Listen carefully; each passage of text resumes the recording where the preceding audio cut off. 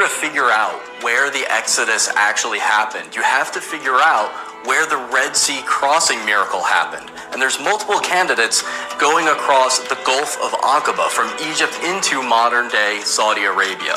The most interesting candidate to me is Egypt's Nuweiba Beach. Thanks to Google Earth and being able to look from above as we've never been able to before, this spot at Nuweiba Beach on the Egyptian side of the possible crossing becomes almost obvious. You need a beach where you can fit millions of people.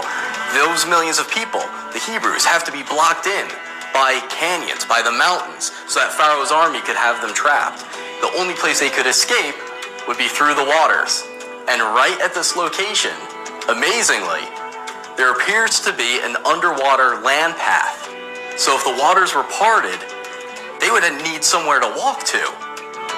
And here, just at this location, there happens to be that underwater land path. So if the waters were parted, they could walk from Egypt through the waters of the Gulf of Aqaba into northwestern Saudi Arabia, into the area that the local Saudis call the Land of Jethro.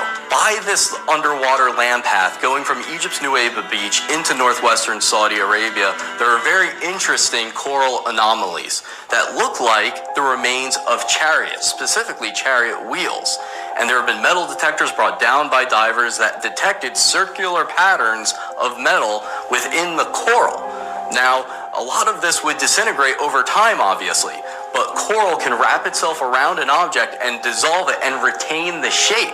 And so divers who have gone to this area have described it as looking like an ancient junkyard, a place where potentially an army was destroyed and shattered into pieces, and the coral retained the shape of those debris.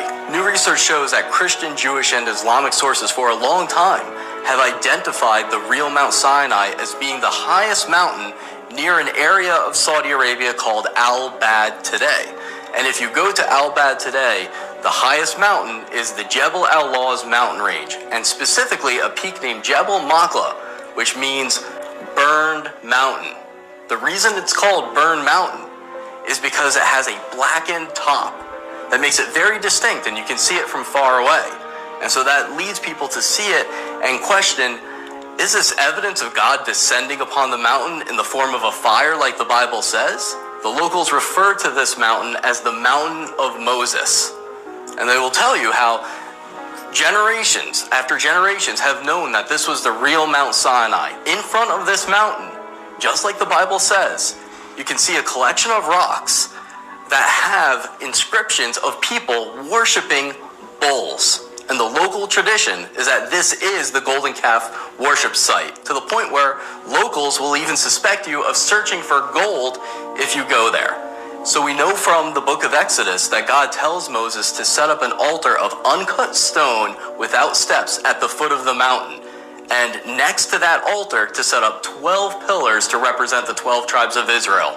When you go to the foot of this candidate for Mount Sinai, known as the Mountain of Moses, you come across an ancient altar where you can see where the animals would have been lined up for sacrifice. It is made of uncut stone and it has no steps. And next to it are the remains of about 12 marble pillars. One of the biggest miracles of the Exodus story that many people would find hard to believe is the story that God told Moses to go up to a rock and strike it with his rod so that water could pour forth and his people could have water to drink from who were dying of thirst. Amazingly, along this route to the possible Mount Sinai, you come across a gigantic split rock on top of a 100-foot hill, and the rock itself is between 40 and 60 feet high. When you climb it, you look like an ant next to it, and down the split in the middle and the rock below, it's smooth. The adjacent areas are all rough with different types of rocks. It's very bumpy. But then in this area, it looks like water poured forth from that rock, from the split, coming down the hill onto the ground below. And the local Bedouins, who have been told to keep people out and will actually confront you if you go there, will say that this is referred to by them as the split rock of Moses.